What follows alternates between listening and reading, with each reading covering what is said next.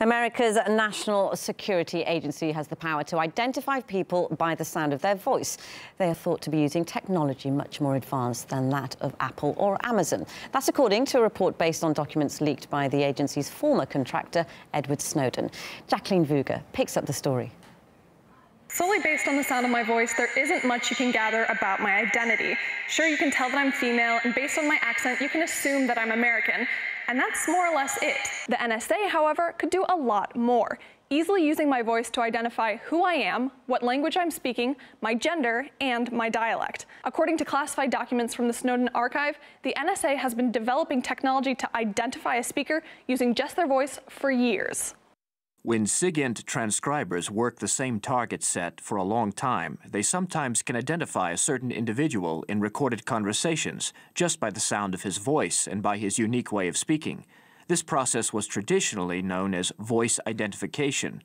Now, rapidly improving technology is available that can do the same job mathematically. The technology works by analyzing your voice's unique features to create an individual voice print. And once the NSA has that, a single speaker can be almost instantaneously pinpointed, even among massive databases. Now, in 2016 alone, the NSA hoarded more than 151 million records of Americans' phone calls. And that was after their bulk collection abilities were limited by Congress. So there's no telling how many voice prints they could have at their disposal. And theoretically, a person could be instantly located and tracked down as long as a microphone is somewhere nearby. And as Edward Snowden pointed out, there's almost no escaping mics these days. I don't think anybody would argue that the police should chase terrorists or paedophiles, but we're not talking about just targeted surveillance. What we're talking about is everybody. Everything, every piece of data by everybody being collected and scanned by software for anything that looks deviant. And they could start targeting people involved in very legitimate things like demonstrations, strikes, even people who vote for the wrong way as far as the American government is concerned. Another fear is that speaker recognition could end up discouraging people from speaking out.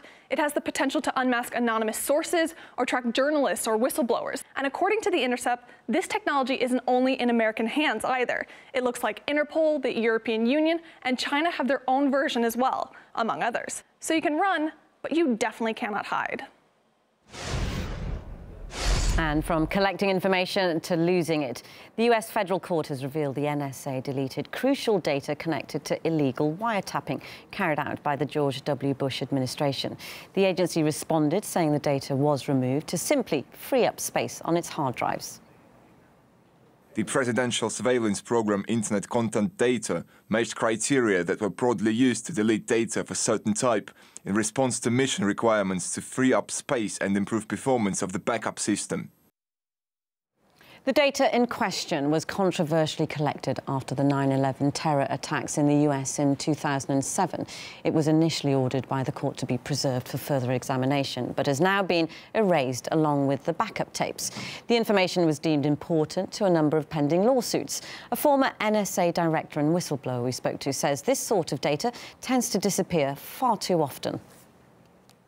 It's a way of covering your backside, so that when the investigations start and they just can't let that data be exposed, that's all. It's just more evidence of their criminal activity. The Department of Defense Inspector General did the same thing with material against whistleblowers. Even when the whistleblowers were in a court under criminal accusation and criminal trial, they destroyed evidence. And it was only because it was exculpatory and they didn't want that out. So, no, this is all deliberate. Even when they lie in front of Congress, or to the people of the United States, or even to the president or any of the cabinet heads, it doesn't seem to matter. And there's no accountability here. The intelligence community has so much power. I mean, even Senator Schumer told President Trump that he shouldn't be attacking the intelligence community because they've got 6 ways to Sunday to get back at you.